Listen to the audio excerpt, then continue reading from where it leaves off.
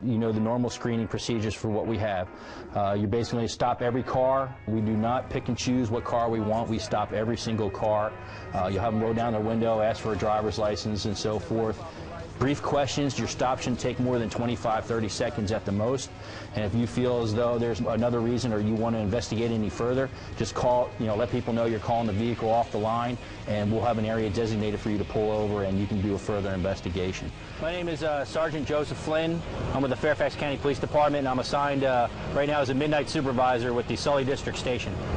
What's covered is when we have our pre-roll call before we come out for a DWI checkpoint, is we're mostly reviewing some legal to make sure they understand what the laws are, what gives us the authority to do what we're doing from the Supreme Court rulings and also from our own procedures of the department to allow us what we do. I review what our policies are from that. In other words, what we're allowed to stop, what we can't stop, that there is no discretionary stops. We do it purely by the numbers and everyone gets stopped for what we have. And I make that authority on whether we stop every car or we stop no cars. We don't do any kind of profiling. We don't stop a car based on how the car looks or so forth. It's mostly on a numbers-only basis. So as you can tell also by our traffic volume, people were probably caught off guard that we're here this evening. They're very, very important, the auxiliaries, and what they do for us. Besides just being volunteers on their own time they're coming out here, they are usually out here an hour and a half, 2 hours before even the officers get to meet at our roll call, and they're setting up the location with all the traffic cones, the trucks, the lighting, the generators, and making sure all the signs are up or so forth. They're literally doing the job of a safety officer for the police officers that are going to be out here doing the legal work. So they have a responsibility that is very, very important, and we really, truly appreciate that for what they do.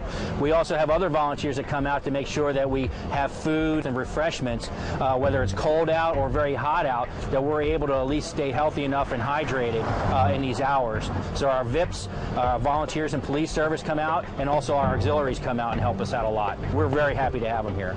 The stop lasts no more than 25-30 seconds on an average. If an officer does find a reason to pull a car over, we have a safe area that we will escort the car to, and we'll just continue to stop a little bit more and ask maybe a little bit more pointed questions and get a little bit more probable cause as to possibly is the person intoxicated or not, are there drugs in the car, or is there another violation that we're not seeing. So that's an extended portion of the traffic stop, and we usually send those cars off to a separate location so we don't interfere with the checkpoint itself, and we keep the traffic flowing.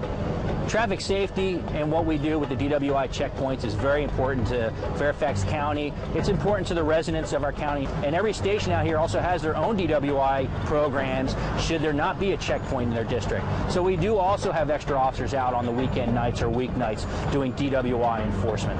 So there's two keys here. We are doing a deterrence to deter people from driving while intoxicated for what we have, so that's very important. But if we do catch someone, we're enforcing the law, and they're hopefully going to learn from the mistake they have made from that decision to drive home, and we may have saved a life also. So those are the two key important parts, I think, of DWI checkpoints.